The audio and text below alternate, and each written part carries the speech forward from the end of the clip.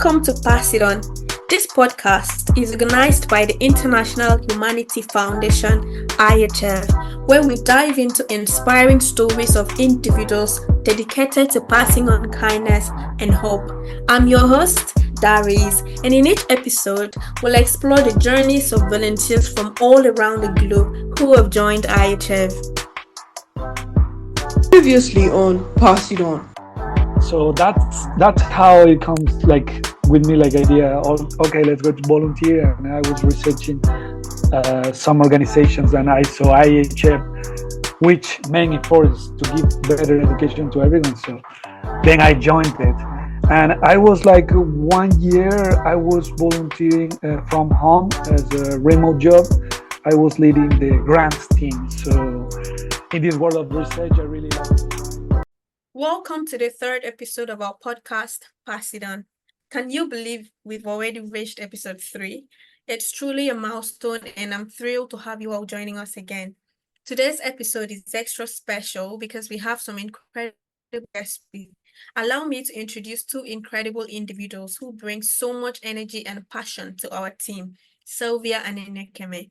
Selvia, the creative powerhouse leading our graphics team, and Aniekeme, the driving force behind our HR and media efforts as our executive director. They'll be co-hosting with me today. Aniekeme and Selvia, how are you both doing today? Say hello to our lovely listeners. Hi everyone, I'm Selvia and I'm really happy to be here today.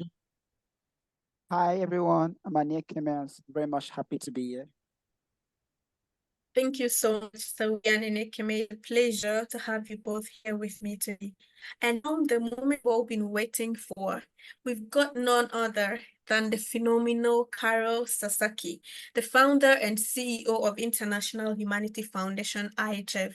Carol's exceptional leadership and dedication have played a pivotal role in shaping IHF's journey. She's been recognized with numerous awards for her outstanding contributions, including being honored as a volunteer at the White House. Carol, it's an absolute honor to have you here today, ma. We're beyond thrilled to not only interview you, but to have some fun along the way too. Can you take a moment to introduce yourself and tell us your role within IHF? Yeah, absolutely, sweet love. Grandma, the old grandma, tottering around, rolling balls in different directions. I started IHF long ago when I was in college, and now I'm the 70-year-old grandma to everyone. Oh, we're so blessed to have you here, ma. Thank you so much for being with us today. Now, and as we dive into some inspiring discussions, I know we have a lot of burning questions for you, Carol. So, Selvia, as the lead in graphics team, I know you must be eager to ask Carol some questions. Shall we start with? Sure, I have a question to Carol. As the founder of IHF, what motivated you to start an NGO? I am really curious of that. There are old articles in Reader's Digest and People Magazine, Family Circle Time that go over that. So I won't go in too much detail, but I left home very young. I was 12. I had a godfather who was renowned as a psychiatrist for children and was being abused sexually.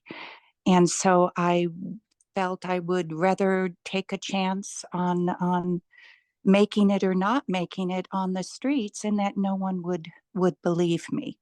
One of the promises I made myself as I boarded the plane that I had babysit and house kept in order to earn the money for, and as I got on that plane, I thought, if I don't make it, I don't make it.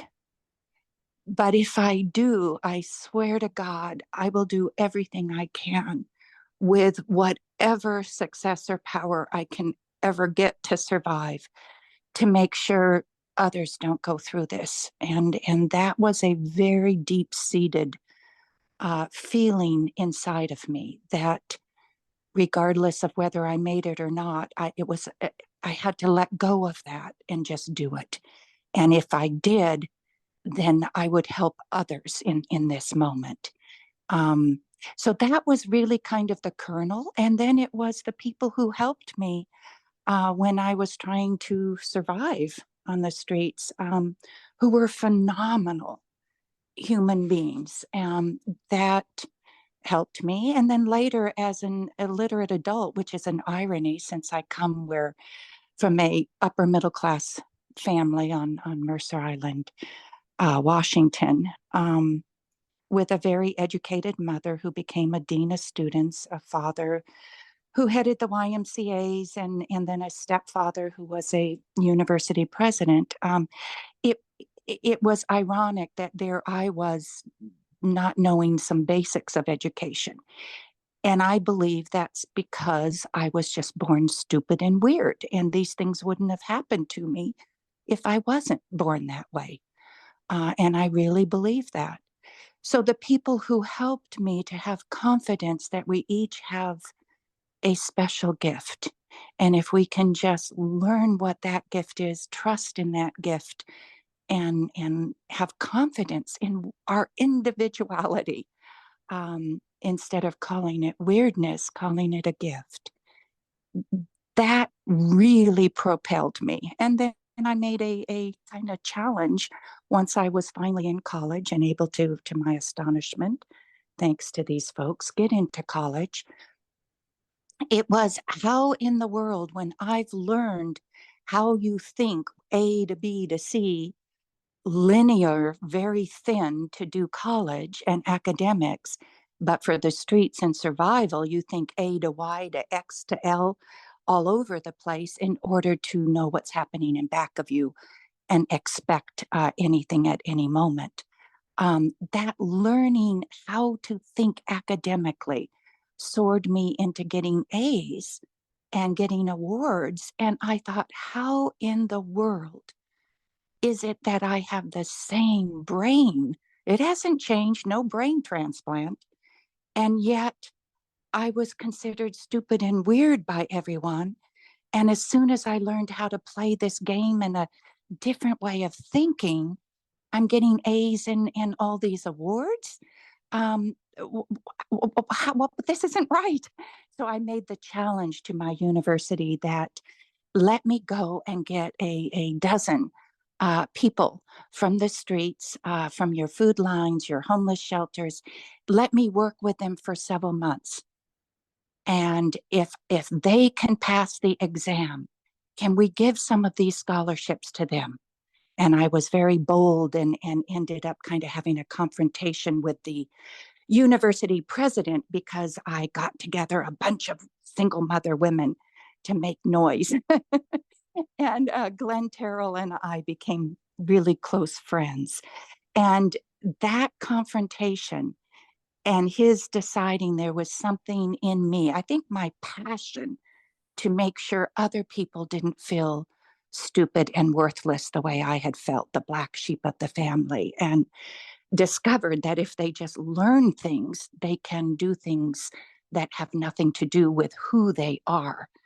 It's just what they're doing and how that they're taught.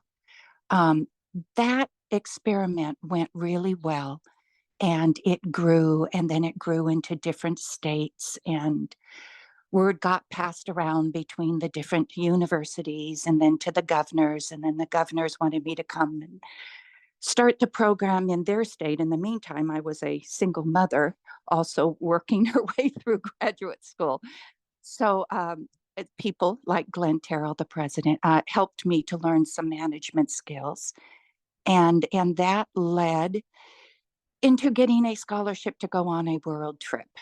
And on that world trip, just very briefly, as I was doing a study of how our system compares to other systems, whether it's in Europe, Africa, Asia, it was very in depth. It was scary because I was leaving my son, and my son, that's what was my everything. And to leave him to do this was a huge decision. But I also felt that magnet. And that's when I ran into sexual slavery and ultimately ended up being taken, and an amazing person, Ramu, literally gave his life so I could escape, and diverted them. And I had to escape and then hide in the bushes outside of, it was called Bombay then instead of Mumbai, out of the police station while I listened to him being tortured to death, very keenly aware that he had given his life in hopes I would take the information that I had collected back to the US and those governors and folks I was now working with. So that brought about another vow in me that had very deep roots, because you obviously have the pain that he and the children that we were trying to rescue that had been kept naked in cages, what they went through as they were beaten until their sound was gone. And that stayed with me in terms of not just the ugliness of it, but also that connectivity that they wanted me to escape, irregardless of me as a personality.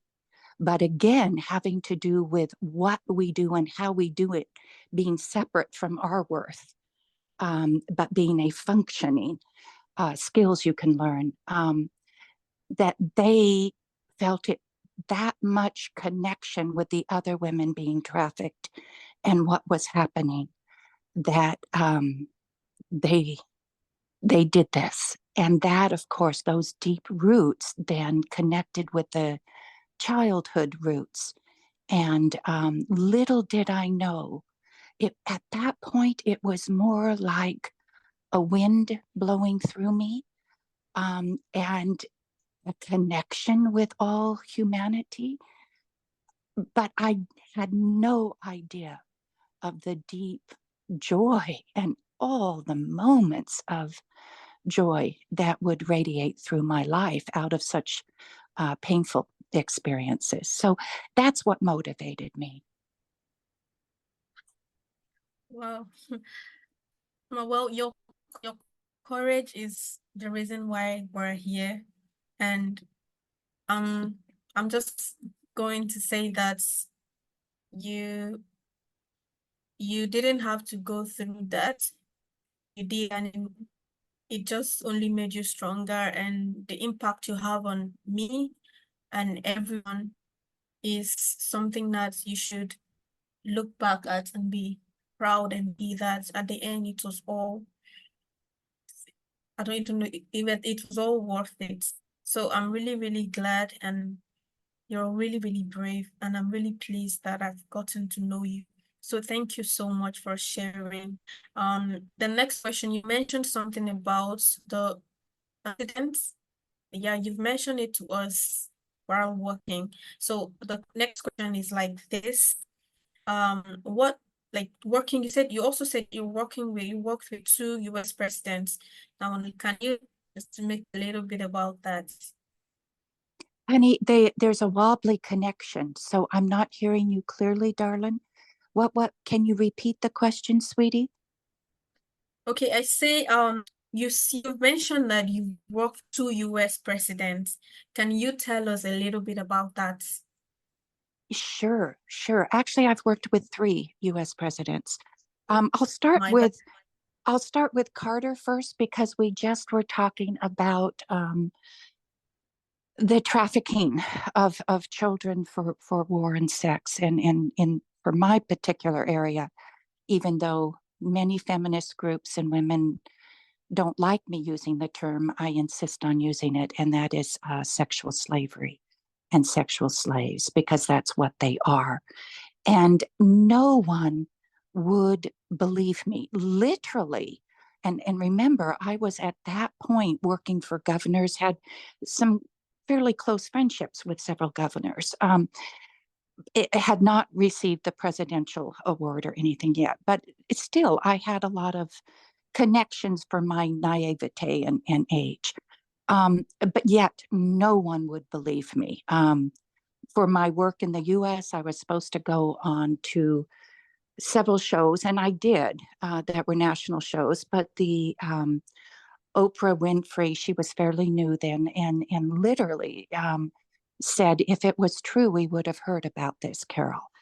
And I realized there's this huge gap in information that it has to go through so many levels before it gets to the top, that it gets vastly distorted. And a lot of stuff is easy to cover up, and that the players themselves have lovely personalities, and no one would ever guess that they're involved in trafficking, and they're often admired. So that feeling of how do I deal with this when no one will believe me? At a large lecture at my university when I was graduating, they had me speak in the graduation, and I was literally booed off. A renowned scientist who had given a lot of attention to my university stood up and came on stage and said, "She is lying. This does not happen in my country, India, or anywhere. And you all know it doesn't happen in the U.S." And blah, blah, blah, blah, blah. And by then I had several women who were involved. Rose was the most outspoken, who talked about her experience, which is usually very dangerous for people to do. But everyone was too scared to talk about it. They would be seen as a nut. And I was booed off the stage. And it really, at that point, so young in my age, my ego, and especially from my childhood, whenever something happened where lots of people thought I was awful, that would go deep in me and crush me.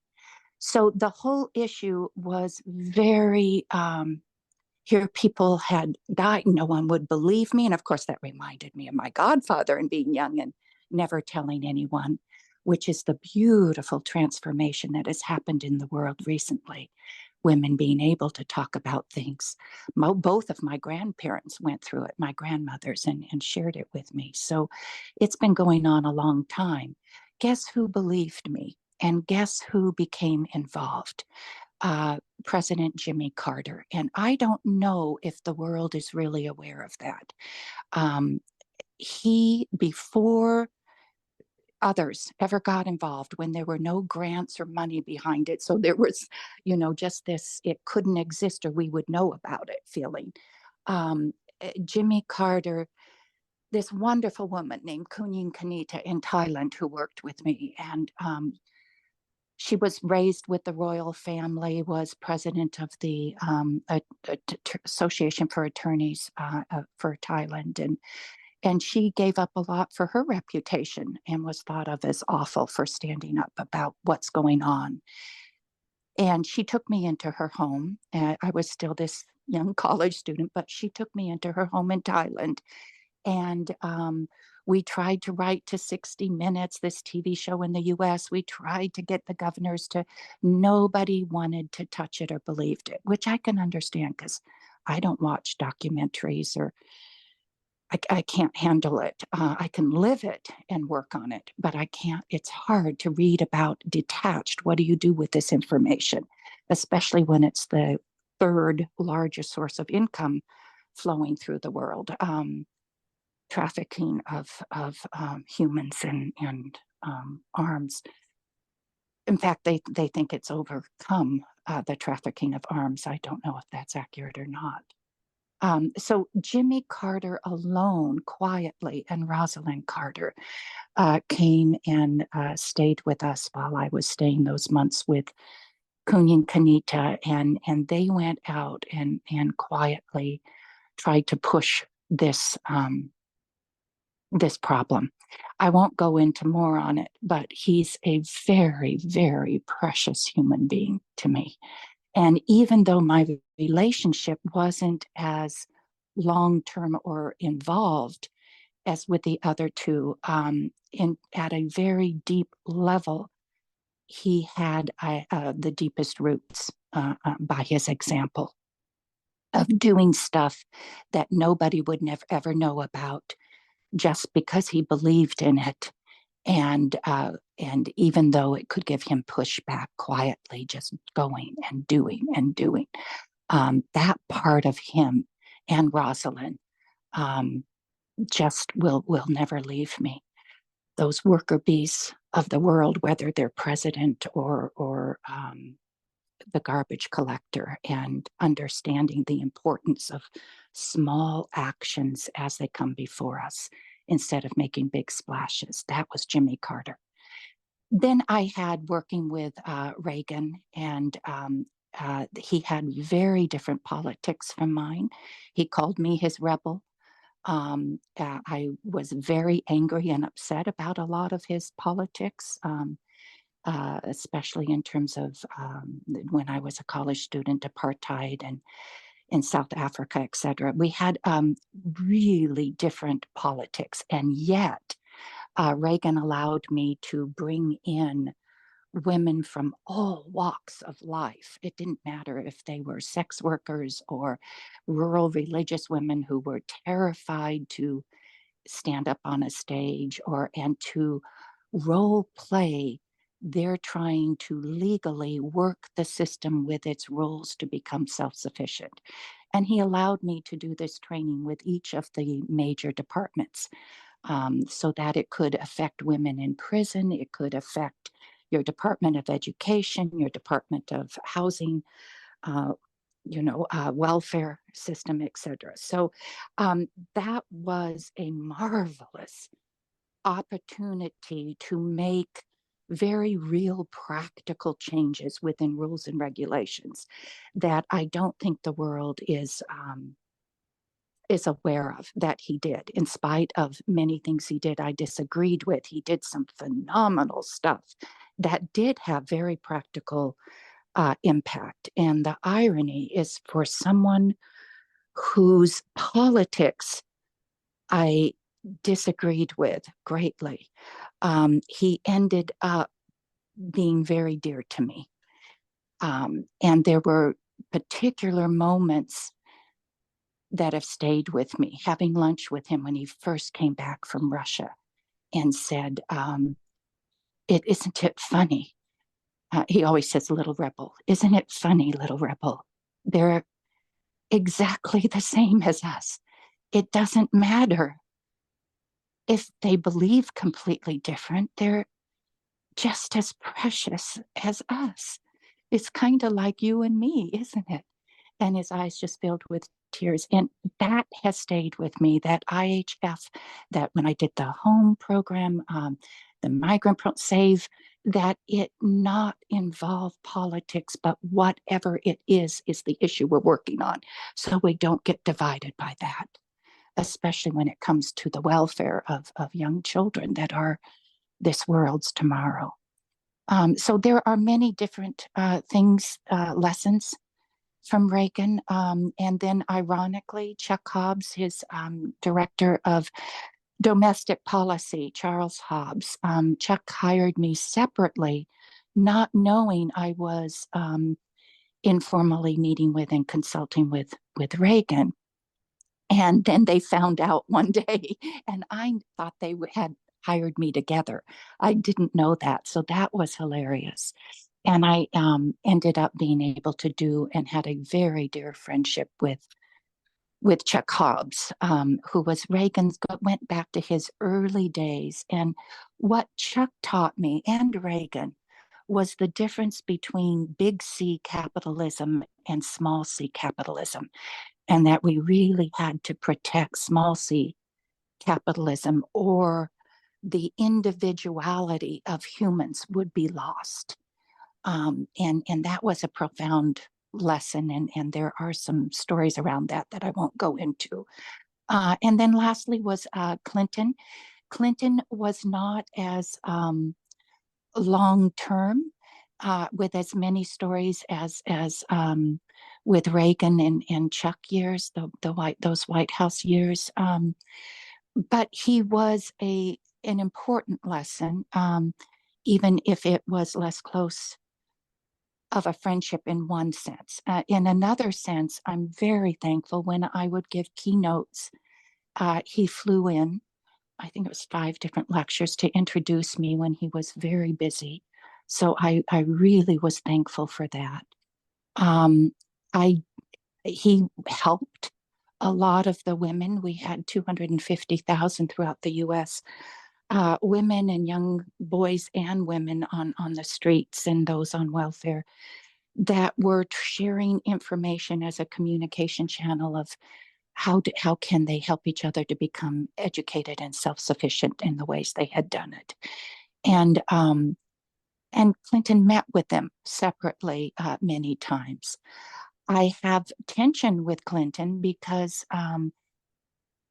at the hotel in Arkansas, when we first met, we talked about AmeriCorps, and then he called me afterwards and talked through the night. This is when we first met.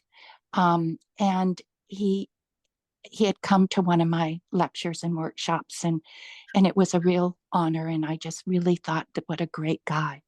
But he developed that AmeriCorps program as if it was his own, never mentioning even the name and everything else that we had developed.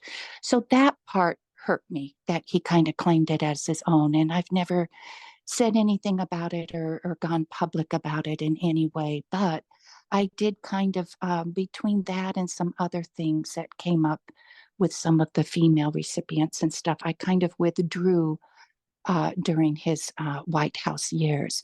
But when I look back at my age on those years, I have no desire to contact or get involved. I see in a different perspective how much he helped so many of our women, again, like Jimmy Carter, though in a different way, help them without any notoriety. There was a young gal in Texas, and he really needed Texas to be signing on to a program he was trying to legislate. And the governor, she was pregnant by her father, who was a Supreme State judge there, and wanting to get away, and wasn't able to. And he put himself on the line to help her with that. Ironically, Governor Clements gave me an award, never knowing what I was doing in the background. But I was, so there are parts of Clinton that I really admire.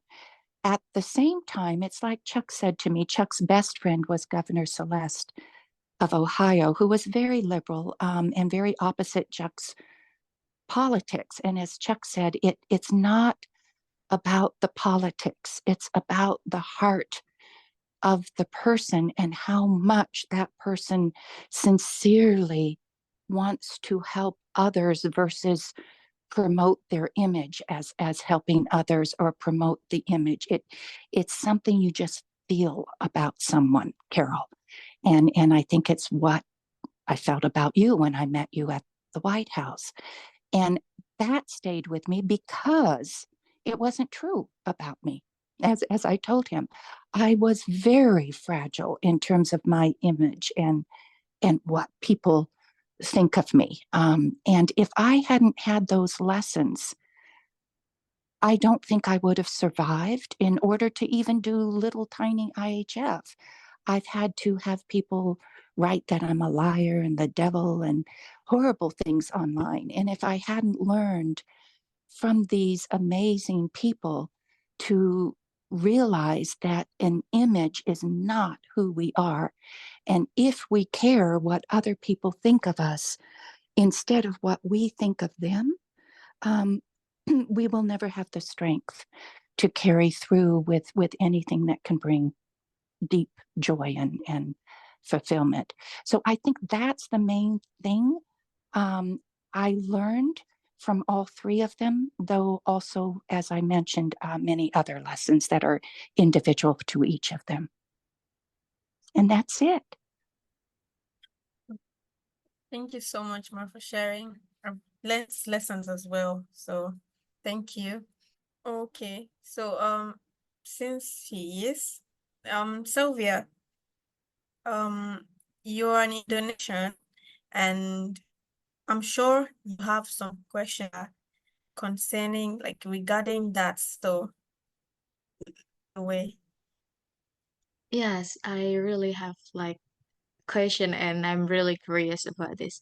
So, one of these IHF centers is located in Indonesia, right? Namely in Medan, Bali, and Jakarta. So, I'm really curious, how did you come to establish the IHF center in these places? And why did you choose Indonesia as one of the IHF centers? I love that question. Love that question. You can imagine as the years went on, you're talking from when I was a young college student, not married, to married and my daughter born, and my daughter wanted to go to some of the place. I did the lecture circuit for many years with my son, and after marriage, had kind of toned that down. And my daughter wanted to go to some of those places. So we did. And one of my first women from 1984, Asa and Apia in Thailand, the Aka tribe. They said I would not be back, and they felt like there was just too many of them. They were one in a herd of cattle all over the world, and I would forget them. We lost them over the years. I lost them, and I searched for them with my daughter. And one night, I won't go into that, but one night we finally found her. And I knew it was her from her broken back. She had jumped out of a window when they brought in young 10, 11-year-olds, which was the age she had originally been taken. And there was an opportunity to just jump down to the street because a customer had opened a window to flick his cigarette, and she just ran out of that and through the glass and went down. And she had scars from that, and a back that was very curved from that. But she ended up doing the rescue and saving those children. I recognized her on this street from that curved back, and just a feeling through me, this is my Asa, this is my Asa. And I had been told by everyone, Gallup, New York Times Magazine, everyone had said, we've tried to find her for you. There's no way you will find her, blah, blah, blah. She wasn't her sister, Vicky. Everyone told me that you just won't find her. And we found her. And that meant my daughter was living with me and children who had been in sexual slavery while we were trying to do rescues, while I didn't want my daughter to know what was going on, really. I just didn't want that affecting the delight of her childhood. So it was an exhausting role. How do you do this and protect your daughter from that? And she had deep friendships with some of the younger ones. Fortunately, the language gap kept it apart. I asked them if there anywhere where I won't find this that's close enough where I can protect my daughter and she can just kind of rest.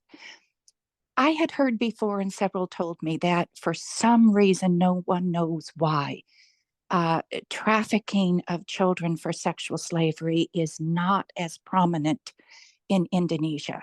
And I had experience through North Africa, Middle East. I thought that's just, it can't be because of the Muslim, because that's there. I don't understand. What is it about that culture?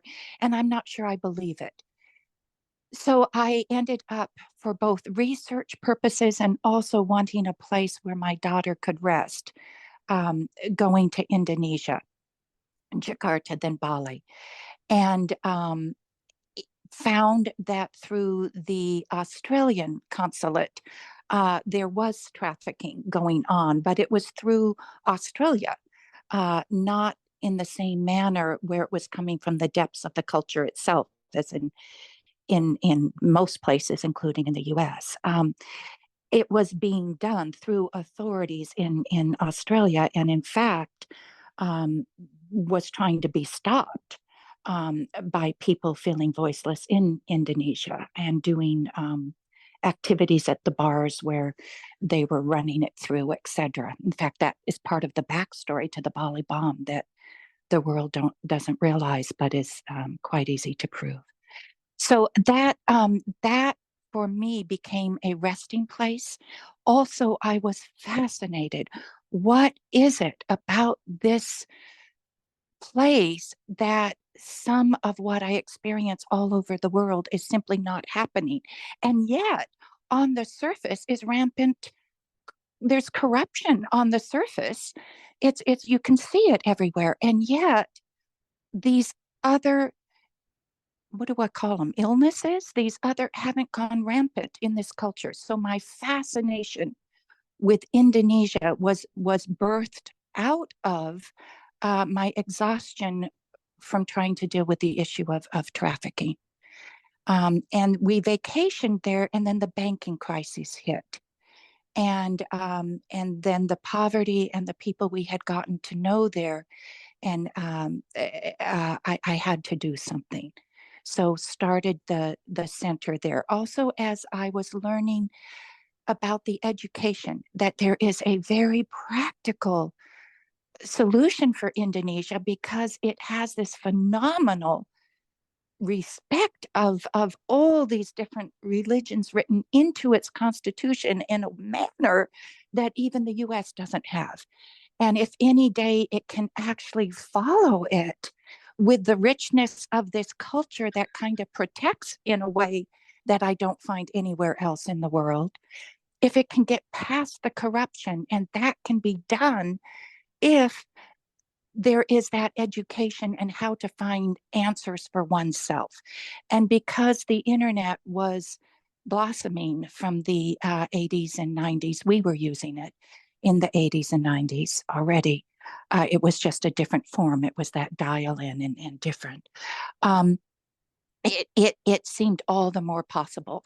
So my daughter also fell deeply in love with Indonesia, and we would just go around. I still had quite a bit of money from the being on the lecture circuit and all that. So I had going back to my childhood promise, told myself that if I made millions, whatever money was to go into this purpose. Plus, I loved living simply. I love that because it's less of a headache.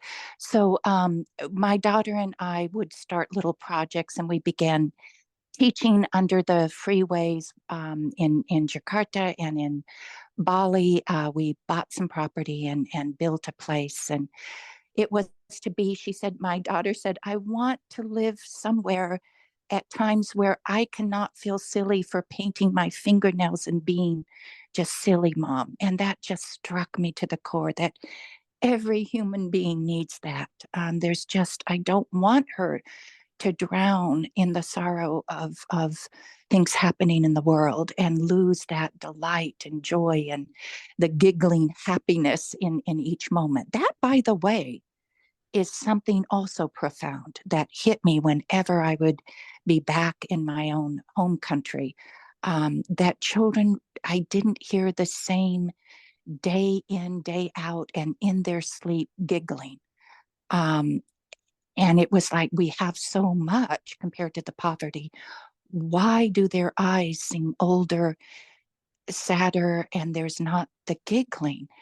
And how do we become educated without being overwhelmed by all we're learning? Whereas previously in society, it was only the problems immediately around us. So Indonesia was an ideal protection for Crystal also, and kind of an idyllic world she could rest in. So she went to the international school there. I used to run international schools in the US here when I was taking a break from everything to just be home with my daughter. I was a supervisor for those schools, and she attended one, and so did my son, the high school, and she attended the younger grade. So I enrolled her in that school. And then, of course, the issue of sexual slavery was moving into Bali with tourism. And I ended up then getting involved, especially as was going on with the consulate. And we did form a IHF chapter and make it a formalized part of IHF. But that's how Indonesia became involved. At the point at which I separated IHF from SAVE, which is back in the 90s. So we're talking from mid 80s, 1984 to the millennium. It was after the millennium celebration in 2000. We had our separation then, and some friends here in the US who were on the board forever and ever and ever until we all got too old. Helped in picking the name. And the idea of separating IHF was so that we were tackling that information gap problem I talked about, that you see with not just the issue of trafficking, but with so many issues.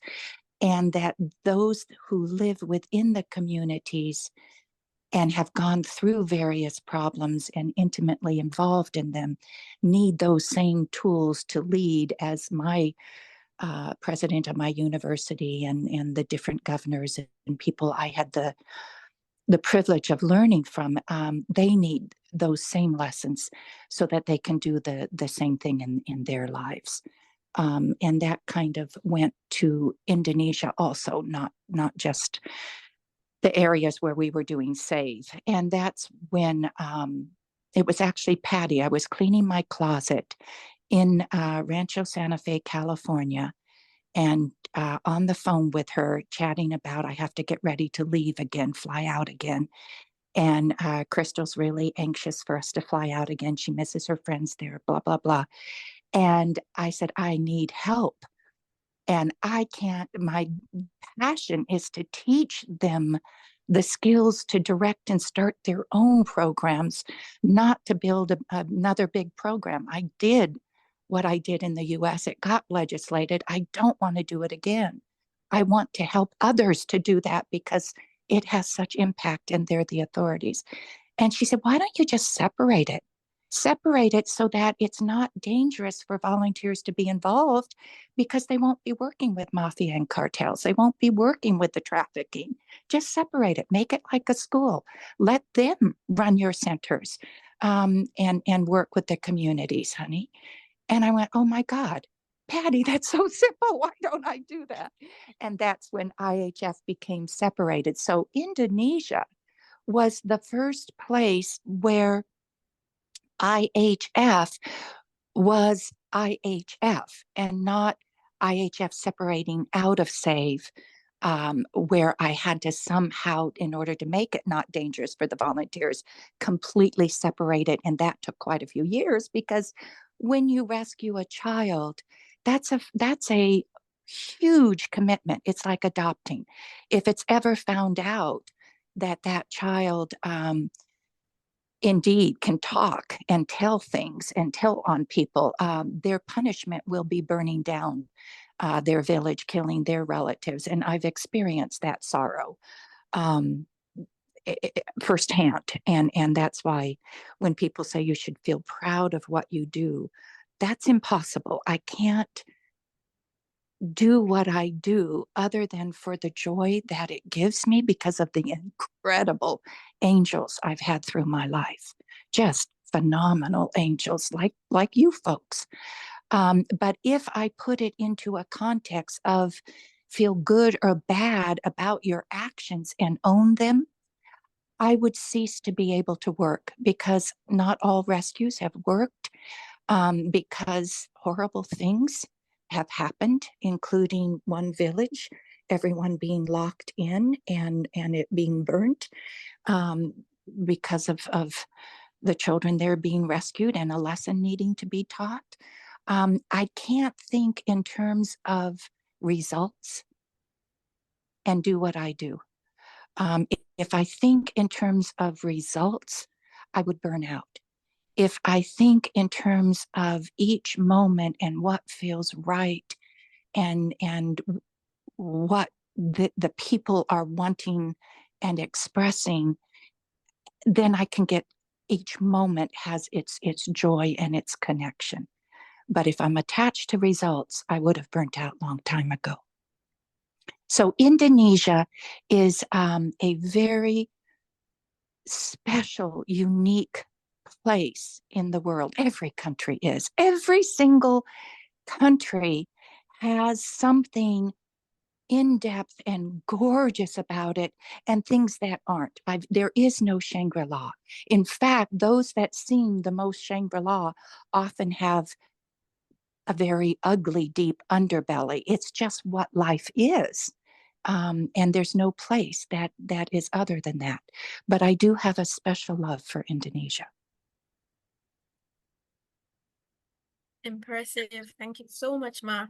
Thank you. I'm sure Indonesia is grateful to you, as I am. Thank you so much. And Aniekeme, are you back now? Can you ask Grandma the next question you have? Okay, thank you very much. I'm back.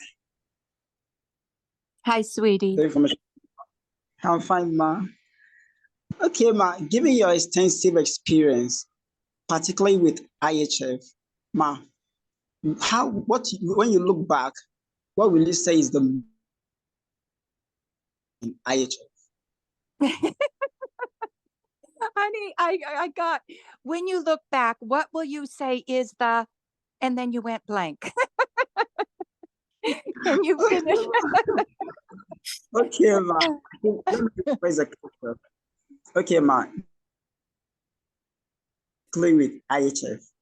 What has been the most rewarding moment of your journey with this organization? Oh my God, that's so easy. You guys, it's so easy to say. I just got pictures this morning for Idil Fitri from Ayu, who's now grown, and a mama, and from Ade, and it just and Rama. It's just she's no longer a little girl to pick up. The joy of I the biggest, I feel like I don't have enough room inside me. It's like when the sun is coming up and it's rising, and make more room inside me for the happiness and joy. I never knew that growing old is so delicious, and that each moment feels so timeless and eternal and full of the lives that I've been so blessed to know. Pratya was, I mean, his stepdad trafficked children at the train station, getting young kids that were coming from the village because of the rice famine to try to survive somehow, they'd be taken into sexual. He was trained to do that, and here he is, a lawyer, helping these children. Nelson, from oh my gosh, we've gone through hell in Kenya, and look at some of them. Nelson is now not just a doctor but a surgeon, and he kept his promise to pass it on. And he started a clinic out in Pakat where there's so many stories. I buried a child who was dead on the road because I had to get to the airport, and her grandma said, we will walk to the clinic. We can walk. It was so far to get to the hospital. And it's just the flu and her fever. But she didn't have a blue book and the little bit of money it costs for a blue book that Nomadic don't have.